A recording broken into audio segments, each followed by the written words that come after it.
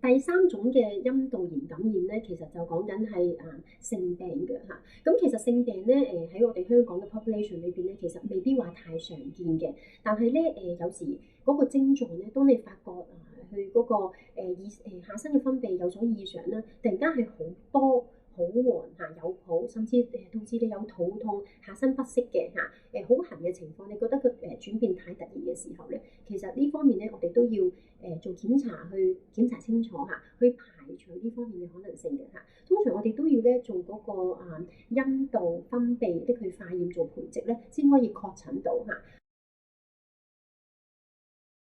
我哋講常見嘅因為性病導致嘅陰道炎咧，大部分係一個滴蟲性嘅感染嚇。另外咧，有一啲性病都會依附喺宮頸啦嚇，例如係衣原體、支原體同埋淋病，本身咧佢都會導致陰道咧有好不適、痕癢嚇、分泌多、肚痛同埋盆腔不適嘅情況嚇。咁所以如果你遇到咁嘅情況嘅話咧，咁其實需要盡快去揾醫生去醫治嘅嚇。因為呢個情況如果延遲咗醫治咧，其實呢啲菌咧有機會走上去盆腔，導致一個慢性盆腔炎嘅情況嚇。若有慢性盆腔炎咧，第一會導致長期個肚唔舒服啦，第二咧如果係後生嘅女士咧，亦都會導致一個輸卵管閉塞嚇，咁就引致不育嘅情況㗎。